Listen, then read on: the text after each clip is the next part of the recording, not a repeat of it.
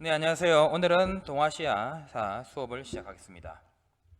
우리가 앞에까지는 과제를 통해서 동아시아의 자연환경, 동아시아의 신석기, 청동기 문화에서 봤습니다. 오늘은 이제 본격적으로 역사 부분에 들어가게 되는데요. 역사는 기록에 의해서 됐기 때문에 여러 가지 내용적이 조금 많습니다. 그러다 보니까 과제를 하기엔 조금 여러분이 부담스러울 것 같아서 수업을 통해서 하겠습니다. 자, 교과서 34페이지, 36페이지 부분인데 이 주제는 국가의 출현입니다.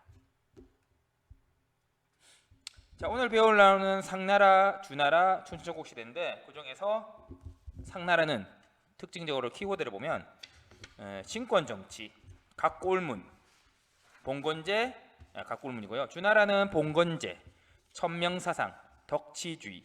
춘추전국 시대는 군현제, 중앙집권적 통치 방식 도입을 여러분이 중심적으로 봐서 키워드를 생각하고 교과서의 이 부분도 찾아서 여러분이 줄을 꼽으시고 요거를 중심으로 해서 공부하시면 좀 도움 될 것 같습니다. 그래서 교과 34쪽에 국가의 출현과 신권 정치입니다. 국가의 출현은 나라가 생긴다는 뜻이고요. 신권 정치는 재정 일치, 국왕이 신을 통해서 정치를 하는 것이죠. 그래서 보겠습니다. 첫 번째는 하나라입니다. 하나라는 우리가 저번에 배웠던 얼리터우 문화에서 관련과 추정이 됩니다. 청동기 문화인데, 그래서 중국 최초의 왕조로 이제 역사상에 알려져 있지만 이 얼리터우 문화를 보고 과연 이 얼리터우 문화가 하나라인지는 아직 증명이 덜 됐습니다. 중국은 자기 나라라고 주장하고 있지만 아직도 고고학적으로 이게 하나라인지는 아직 입증이 안 됐죠. 한화강 중류에서 지금 이 얼리터우 한자로 이리두인데 이 지역에 발견됐는데 이게 과연 하나라인지 아직도 발견이 덜 되고 있죠. 그래서 우리 얼리터우 문화의 특징은 커다란 거대 궁궐 유적 그리고 총돈 술잔 이런 것들이 있습니다. 다시 한번 복습하면 좋겠죠. 상나라입니다. 상나라보다 중요합니다. 본격적인데 상나라는 수도가 은입니다. 은이기 때문에 보통 이제 예전엔 은나라고 불렀죠. 지금은 정확한 명칭 상나를 써서 상으로 부르고 있습니다. 자, 이 나라가 바로 특징이 우리가 봤듯이 왕이 제사장을 겸하는 신권 정치, 재정 일치 국가입니다. 한국 사회도 보통 재정 일치를 하는데 동아시아는 신권 정치를 하죠. 신의 권력을 대비해서 정치를 하는 거죠. 그걸 어떻게 하느냐? 이렇게 커다란 청동기를 통해서 제사를 지내기도 하지만 바로 상나라는 각골문을 통해서 합니다. 우리 각골문이라는데 이게 전복이란 거예요. 점을 쳐서 하는 거죠. 국가의 중요한 일을 점을 쳐서 결정합니다. 그러니까 정인, 전문직인데 이 사람이 점을 치는 사람인데 점을 치고 그 의미는 국왕이 혼자서 판단 결정합니다. 그래서 이 거북이 배 껍질 같은 데다가 적습니다. 점을 칠 내용을 날짜, 이름, 내용을 적고 여기 불을 붙입니다. 그러면 이 갈라지는 모양이 생기죠. 그 내용을 왕이 보고 결과를 씁니다. 그래서 이걸 가지고 국가의 대소사를 결정하는 거죠. 정리해 보면 농사, 학교, 정치 같은 걸 이제 물어봅니다. 그러면 이 결과를 국왕이 결정하는 거죠. 국왕은 인간의 운명을 절대적으로 지배하는 존재입니다. 신의 세계와 인간의 세계를 유일한 매개제죠. 그래서 국왕은 전복을 통해서 그 의지를 알 수 있습니다. 신의 명령이 어떻게 되는지 이 각골문을 통한 전복, 점을 치는 걸 통해서 국왕이 어떤 국가에 결정할 때 어떻게 할지를 결정하는 거죠. 사실은 근데 신의 뜻이기도 하지만 국왕이 지가 스스로 할 때 하늘의 명령이라는 뜻으로 이걸 실시해 가는 거죠. 어차피 어떻게 각골문 보고 각골문 갈라진 모습을 보고 정확히 신의 뜻을 알 수 있을까요? 몰라도 아는 척 해야죠. 그래야 권위가 생기는 거죠. 신에 의해 정치를 하고 있다. 나는 신의 인정받은 자란 걸 이걸 통해서 하는 거죠. 오로지 국왕만이 신과 연결되는 거죠. 그래서 무당과 가깝죠. 그래서 이거 바로 신권 정치입니다. 그래서 우리 교과서 34쪽에 보면 글을 읽어보겠습니다. 상의 왕은 점을 친 내용과 결과를 거북이 배딱지나 짐승의 뼈를 새겼다. 이것을 각골문이라 하며 오늘날 한자의 기호이 되며 각골문이 은어에서 대량 출토되면서 상이 실제 존재의 국가임을 인정받게 되었다. 그래서 이렇게 이 지역에서 발견됐을 때 이런 글자들이 됩니다. 이걸 통해서 나중에 지금 한자의 기본이 되는 거죠. 이걸 가지고 한자가 이렇게 발달되어 있다. 지금은 좀 정제됐지만 이걸 하는 거죠. 이걸 통해서 이것을 어차피 국왕이 결정합니다. 이 내용을 보고 결정하는 거는. 그렇기 때문에 국왕이 배딱지에 보고 자기가 정인한테 전문직한테 말했던 것들이 어떻게 결정됐는지를 자기가 판단하는 거죠. 그래서 소설 판단하는 거죠. 자, 그다음에 또 그 밑에 그려보면 상은 청동기 제조 기술이 나오는데 상은 주보다 청동기 제조 기술이 뛰어나고 크고 정교한 제기를 많이 만들었다. 그 사진은 은어의 무덤에 나온 청동 소수로 높이 133cm의 무게가 825kg에 이른다. 그래서 이런 것들이 시험에 나왔다. 그럼 이건 어느 나라? 상나라는 걸 알아야 되죠. 4발 달린 솥. 네. 그리고 도철문일에서 통치자의 권위와 능력을 보여주는 귀신과 연결된다는 거죠. 예, 신과 연결된다는 거죠. 그래서 왜 이런 큰 제기를 만들까? 네, 한번 여러분이 밑에 35페이지 밑에 보면 정리가 있는데 한번 적어보겠습니다. 상의 왕은 제사장이라는 종교적 권위를 기반으로 왕권을 강화하였다. 그러므로 신에게 바치는 제사를 아주 매우 중요하게 여겼으며 거대한 청동 제기를 만들어 왕의 권위를 나타내고 했다. 이런 제기를 만듦으로써 신에게 제사장일 때 이걸 쓰는데 안에 불을 붙이고 그럽니다. 그러면 결국 이게 바로 안에 불을 붙이고 안에 무슨 음식을 넣겠죠. 그게 바로 클수록 내가 힘이 세다는 거죠. 엄청 무겁기 때문에. 그리고 만들기 쉽지 않겠죠. 그리고 상왕은 전복과 이런 거대한 제기를 통해서 제사를 지내는데 결국 엄청난 왕의 권위, 나는 신과 연결된 사람이란 걸 보여주는 거죠. 그래서 청동기 자체가 이제 우리가 접해왔지만 특별하게 만들기 어렵고 가지기 힘듭니다. 그렇기 때문에 스페셜한 거죠, 자기가. 그리고 신을 연결하는 자기 존재이기 때문에 아무도 신을 어길 수 없는 거죠. 그래서 그 신의 권위를 통해서 이 왕권을 강하기 때문에 신권 정치라고 합니다. 자, 다음은 35페이지의 주입니다. 주는 이 상을 무너뜨리고 세운 국가입니다. 그렇기 때문에 상과 다른 정치 형태를 좀 띄어야 수밖에 없죠. 그래서 첫 번째 주나라의 3가지 통치 방법이 있습니다. 하나는 봉건제, 수도 부근에 직할지만 왕이 직접 통치하고 나머지는 친족이나 공신에게 나눠주는 봉건제입니다. 혈연관계를 기초하고 있죠. 자세한 건 좀 이따 보겠습니다. 천명사상, 주왕은 천명을 받은 군주이기 때문에 천자로 불립니다. 천자는 하늘 대신에 천하를 지배하는 위대한 존재입니다. 상을 멸망시키고 또 천명을 받아서 하늘의 뜻을 실현한 것이기 때문에 전혀 문제가 없죠. 도덕적으로 신을 따라한다는 상을 무너뜨리겠지만 그것도 하늘의 명을 받은 나의 목적이란 거죠. 덕취주의, 덕으로 다스려야 한다는 거죠. 그래서 사람을 다스릴 때는 덕을 통해서 해야 한다는 거죠. 그래서 인간의 노력, 덕의 실천이 하늘의 명령에 대하된 거죠. 얼마나 착하게 남을 덕으로 다스리냐, 그기에 따라서 하늘의 명령이 내린다는 거죠. 잘못했으면 벌을 받고 잘했으면 된다는 거죠. 그래서 백성들을 위해서 덕으로, 법이나 강제가 아니라 덕으로 다스리겠다. 이 3가지가 중요합니다. 봉건제, 천명상, 덕취주의, 바로 주를 이끌어가는 하나의 사상이죠. 자, 주 봉건제를 더 보겠습니다. 봉건제를 할 때 어떻게 하느냐? 혈연을 기반으로 합니다. 그게 바로 종법제라 합니다. 종법제. 그래서 봉건제는 왕의 형제나 친척을 제후로 임명하고 수도 부근의 직할지를 제외한 나머지 지역을 제후나 공신들에게 나눠주는 직간접적 방식입니다. 그래서 보면 왕이 중앙을 다스리고요, 나머지는 제후들한테 땅을 나눠줍니다. 그 대신 세습과 자치를 허용하죠. 어떻게 하느냐? 자, 왕은 집에서 큰 집이죠. 우리 보면 큰 집, 종갓집. 나머지 제후는 분가, 다른 밑에 집이란 거죠. 그래서 혈연관계를 바탕으로 하는 거죠. 그래서 가족이기 때문에 배신하면 안 되는 거죠. 그 대신 제후에게는 분봉, 토지와 그 살고 있는 백성을 나눠주고요. 대신 제후는 군역, 전쟁에서 군대를 동원할 목적, 그리고 그 지역에 나타나는 세금, 공납을 할 의무를 가지고 있습니다. 천자는 이걸 통해서 배신 때리지 않게 가족관계를 설정합니다. 그래서 이걸로 주는 거죠, 친척들한테. 그리고 제후는 그 밑에 경대부, 사 이런 걸 주면서 나름 그 지역을 다스리는 거죠. 그래서 가족이라는 거죠. 그래서 종갓집, 큰 집, 작은 집을 나누어서 혈연관계를 바탕으로 하는 것이 종법제고요.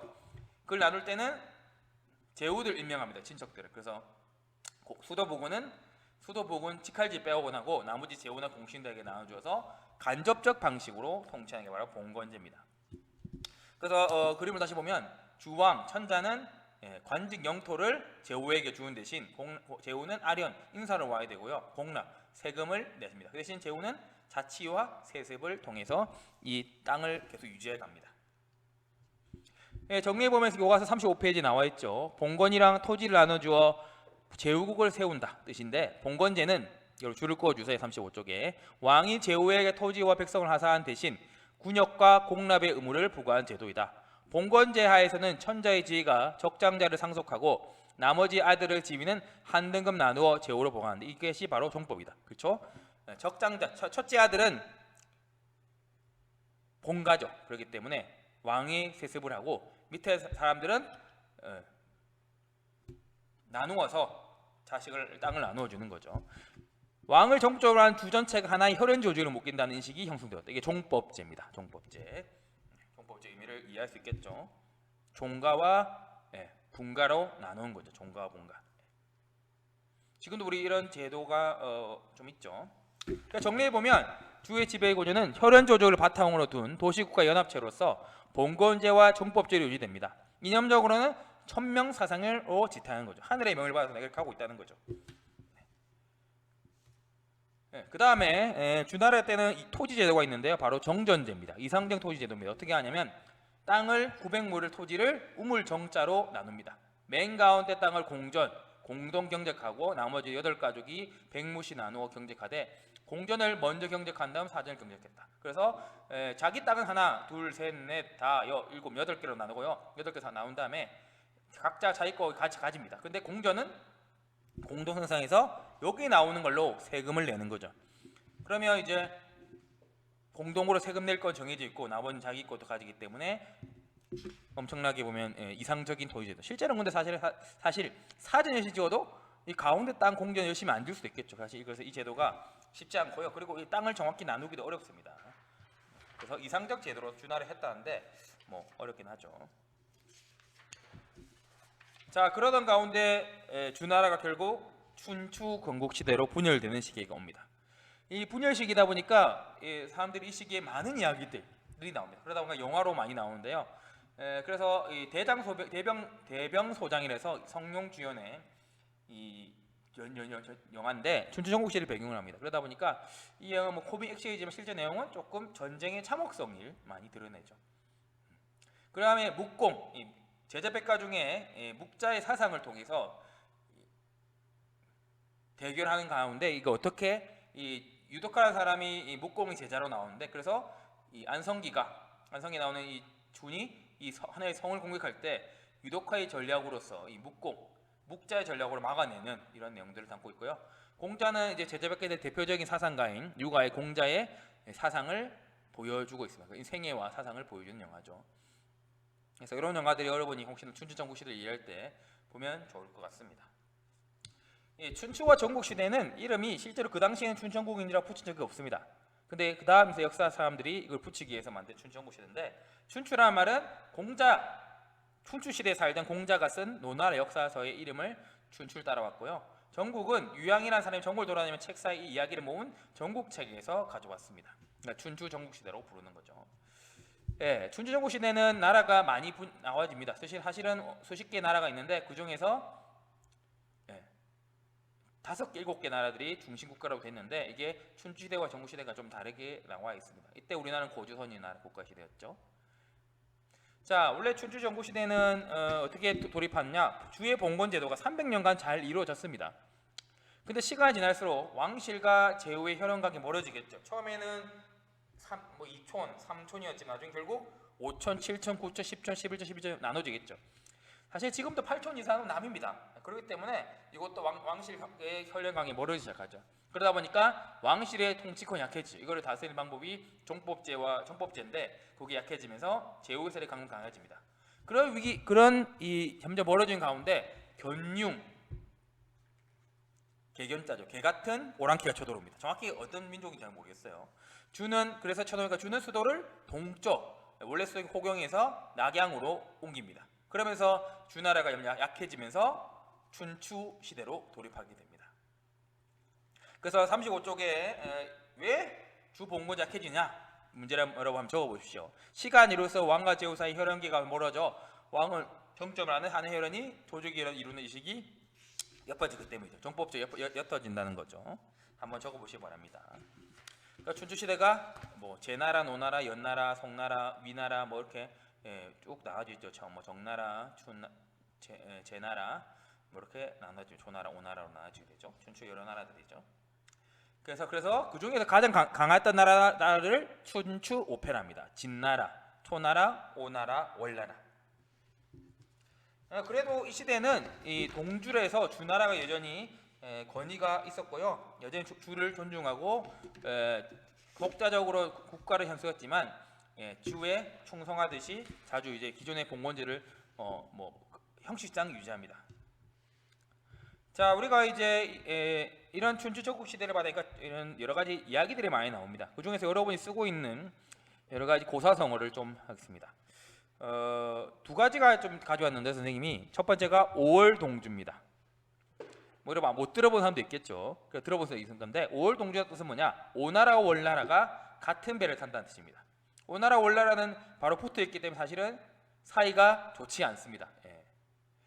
그래서 서로 사이가 안 좋은데 둘이가 사이가 좋지가 않지만 같은 배를 타면 서로 도와줄 수밖에 없죠. 왜? 싸우면 배가 넘어질 수 있으니까. 이 뜻은 뭐냐? 서로 미우면서 공동의 어려움이나 이해에 대해서는 서로 협력한다는 거죠. 일본인 한국이 사이가 안 좋지만 공동의 어려움이 있으면 이해했을 때는 서로 협력할 수 있다는 거죠. 5월 동주란 말입니다. 그 다음 와신상담입니다. 이건 여러분 많이 들어봤을 것 같아요. 이거는 어떤 내용이냐? 오나라 협려라는 사람이 있습니다. 협려가 월나라 구천과의 전투에서 지게 됩니다. 그러면서 협려는 결국 그 전쟁에서 병을 얻어 상처를 얻어서 죽게 되면서 아들에게 말하죠. 나의 복수를 부차 너가 좀 해달라. 그래서 오왕의 부차는 아버지의 복수를 하기 위해서 와신 누워있다. 어디에 딱딱한 장작나무 위에 누워있습니다.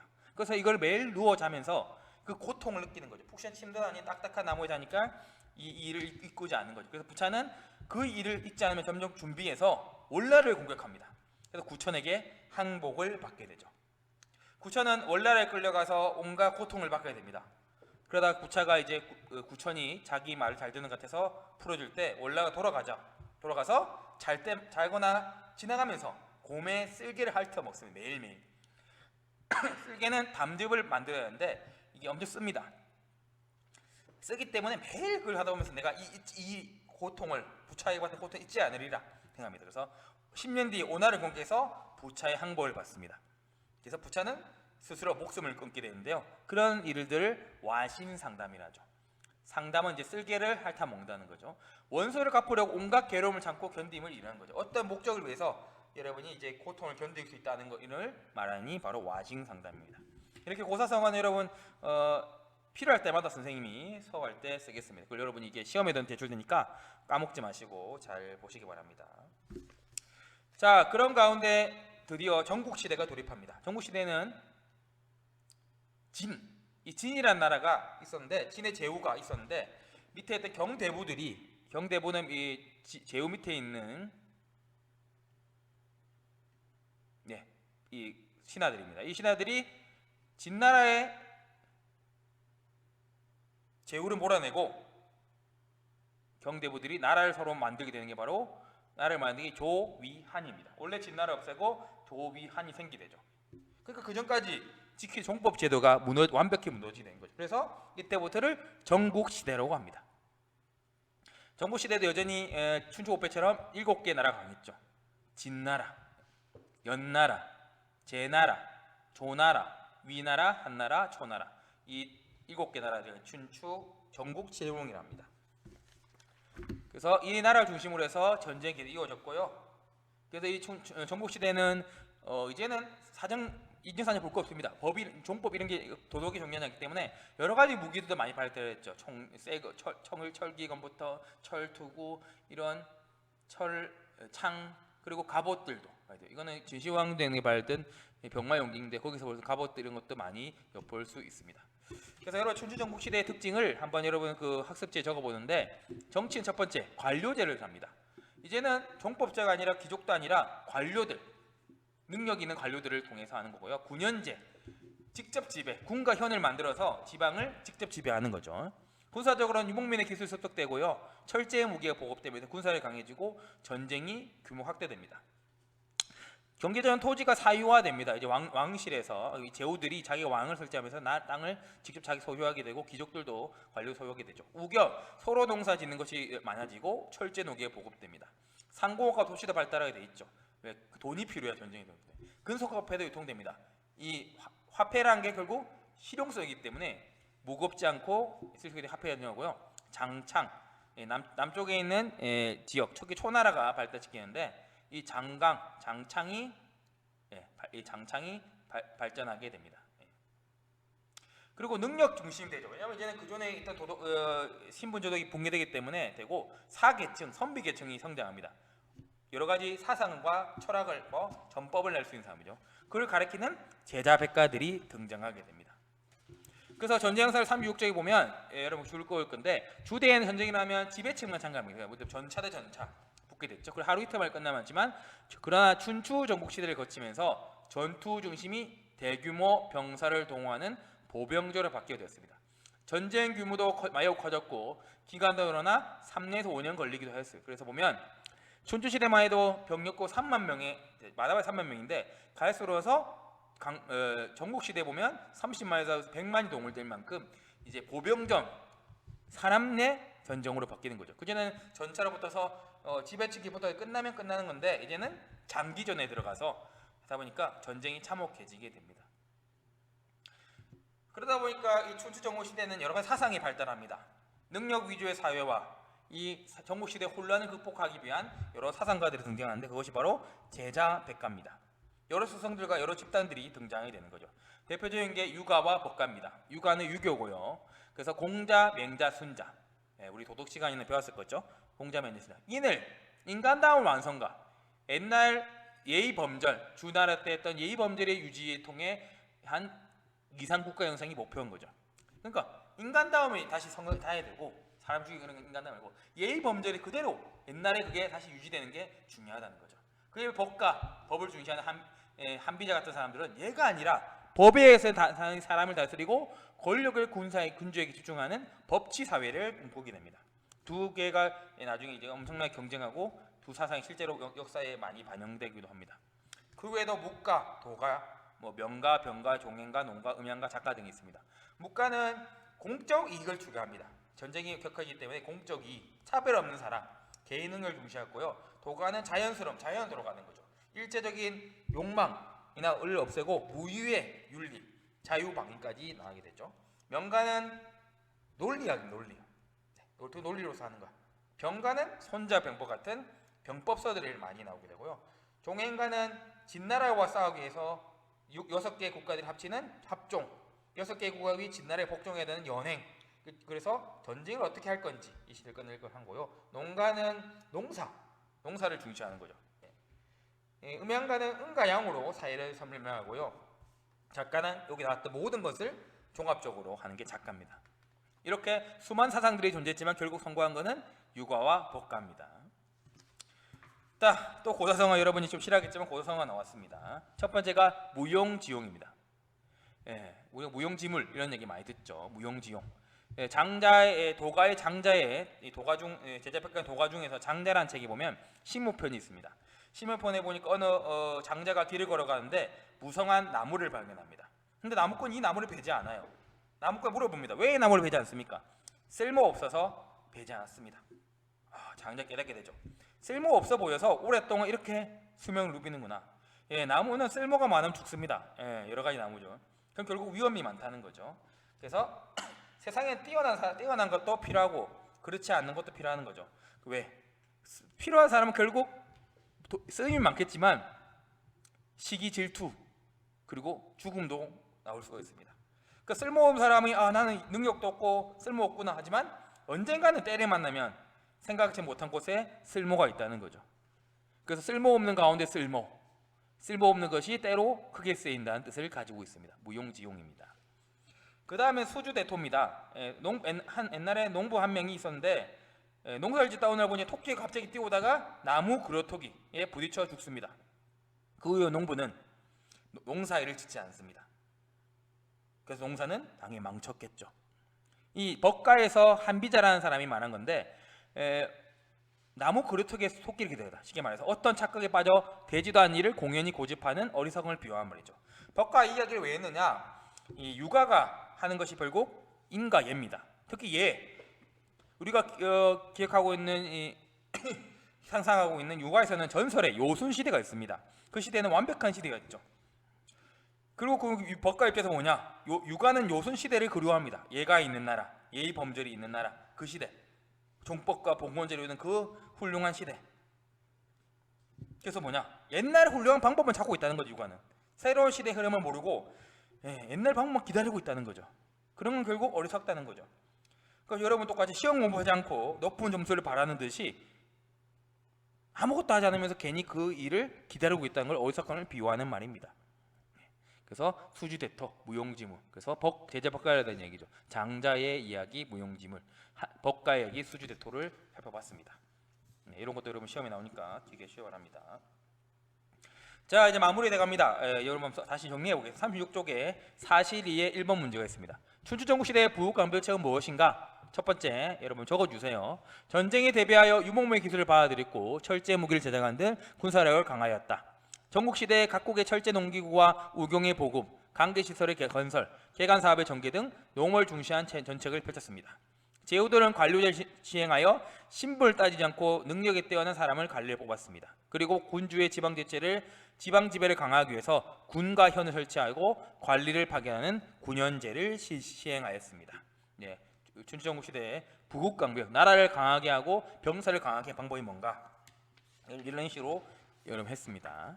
그리고 36번의 2번 문제, 전쟁 형성은 어떻게 변화했고 병사의 구성은 어떻게 달라졌는지 적어보고 이런 변화가 통치체제에 어떤 영향을 끼치는지 서술해 보겠습니다. 변화, 주나라 때는 지배층만 전투와 참여했으므로 왕은 일반 농민에게 상황까지 파악할 필요를 느끼지 못했습니다. 그렇지만 춘추전국시대는 전쟁 규모가 커지자 일반 농민도 전투에 참여하게 되죠. 그래서 영향은 뭐냐? 전국시대에는 농민의 동의를 파악하기 위해서 전투에 동원하기 위한 중앙집권적 통치제가 발전하였고 지방지배를 강화하기 위해서 군현제를 시행하였다. 쉽게 말해서 전쟁이 많아지니까 전쟁이 동원하가 농민의 모든 걸 알아야 됩니다. 그러면 결국 그들을 알기 위해서 국가에서 농민들을 관리할 필요가 있죠. 그 지방까지 가려면 지방에 전쟁을 통해서 군현제가 필요한 거죠. 군과 현을 설치해서 전쟁에 필요하게 관리하기에 필요해서 이렇게 발전하게 됩니다. 자, 오늘 배운 내용을 다시 한번 정리해 보겠습니다. 첫 번째, 한은 중국 최초의 국가로 추정되는데 한화에 출현한 것으로 추정되지만 아직도 고고학적이나 역사적으로 증명되지 못했기 때문에 아직도 최초의 국가라고 추정할 뿐이지 정확히 안 되고 있습니다. 상을 보겠습니다. 상은 우리가 말했죠. 왕이 곧 제사장임, 조계 권위를 기반으로 하는 왕과 강은 뭡니까? 신권 정치죠. 자, 그리고 점을 치은 내용 결과를 기록한 것이 바로 각골문인데 이게 정확히 원래는 전복이죠. 전복을 통해서 왕이 그 내용을 해석해서 자기에게 유리하게 하는 거죠. 총독리에는 거대한 제작이 되는데 그건 뭡니까? 왕의 권위를 상징하죠. 주의 봉건제가 성립됩니다. 주가 성립 공립인데 주나라가 다시 포함하면 세 가지죠. 첫 번째가 바로 봉건제입니다. 그리고 어떻게 하냐, 수도 보고는 직접 다스리고요. 나머지 지역은 제호 공시 나눠주는 간접적 다스 방식인데 이거를 어떻게 하냐, 혈연 관계를 기초로 해 중시해야 됩니다. 예를 강조하고 왕을 정치하는 신분을 형성하는 것이 바로 종법제입니다. 2번이죠. 자, 송사상은 첫 번째 천명사상이죠. 나는 하늘의 명을 받아서 상나라를 명식했다는 천명사상. 그리고 덕으로서 정치한 덕치주의입니다. 고대 중앙 왕조의 힘을 줍니다. 주의 토지제도는 바로 정전제죠. 땅을 9개로 구분해서 우물정자처럼 구분해서 이상적인 토지제도를 가지고 있습니다. 춘추시대 정기양석은 춘추시대가 변화가 돼 견룡침으로 주의 천도가 되고 주에서 약해지고 제국 성장한 춘추 5패 시대를 춘추시대라고 합니다. 춘추시대. 그리고 여기 춘추시대는 고사성은 세 가지. 첫 번째가 5월 동주죠. 오나라와 월나라가 같은 배를 탔으면 서로 공동 어려움을 이해돼서 서로 협력한다. 그 다음에 와신상담이죠. 와신상담. 원수를 갚으려고 온갖 괴로움을 참고 견디는 말을 이룹니다. 자, 그 다음에 조시오 다음에 소수 제국이 남아서 칠웅이 되고 봉건제가 붕괴되고 제주 스스로 왕을 칭하는 정국시대입니다. 춘추 정국시의 특징을 한번 정리해 보겠습니다. 첫 번째는 관료제죠. 관료제, 능력 위주 사회고요. 그리고 지방은 군현제를 실시합니다. 그리고 군사적으로 유목민의 기마 기술을 받아들였고요. 그리고 철제 무기가 보급됩니다. 그래서 이 시대 이 때문에 결국 전쟁 규모가 확대되죠. 그리고 경제적으로는 여러 가지 이제 토지의 사유와 우경과 철제 농기구가 보급됩니다. 그리고 상공업도 발달되고요. 도시도 발달합니다. 그리고 금속 화폐 같은 것도 많이 등장하게 되고요. 그리고 초나라 월나라 때문에 장창 지역이 개발됩니다. 장강 지역이죠. 그리고 문화적으로 능력 중시가 되면서 이 경대부보다는 사 계층이 성장하고요. 이를 통해서 이 사 계층의 지식을 하고 이 혼란 시대를 극복하기 위한 제자 백가들이 등장하게 됩니다. 그 다음에 이 제자 백가들 사상을 보면 여러 가지 있지만 특히 유가 법가를 보면 유가는 우리 공자, 맹자, 순자의 내용이 있고요. 이들은 인의 완성, 인간 다음의 완성과 예의 질서를 유지를 통해서 이상국가 요순시대, 우리가 알고 있는 요순시대의 형성을 하게 됩니다. 요와 순나라가 서로 둘이가 전술의 시대죠. 그렇처럼 아무 문제 없는 시대가 되길 바라는 거죠. 법가는 한비자 등이 유명한데요. 법으로 통해 법에 의해 사람을 다스리고 권력을 군주에게 집중하는 제도입니다. 실제로 지금 유가보다는 사실은 복가의 시대에 살고 있다고 볼 수 있죠. 자, 고사성어는 첫 번째 쓸모없는 것을 쓸모없는 것에 있다. 장자 신목편에 나오고요. 쓸모없는 때라 그게 쓰인다. 바로 무용 지용이죠. 쓸모없는 것도 언젠간 쓸모가 있던 뜻이고요. 그 다음에 나무 고려태가 토끼를 기다린다. 착각에 빠져 대주도 않을 고년이 고치 반성 어리석음. 유가처럼 법가 한비자가 있는데 유가처럼 인의 완성 예의 질서를 통해서 이상국가를 형성하는 건 너무 옛날 얘기라는 거죠. 그거 기다리지 말고 새롭게 시대에 맞게 변해야 된다. 바로 수주 대토죠. 어리석음입니다. 유가의 어리석음을 상징하는 보사성어입니다. 자, 오늘 여기까지 배웠고요. 네, 다음 시간에 또 만나겠습니다. 감사합니다.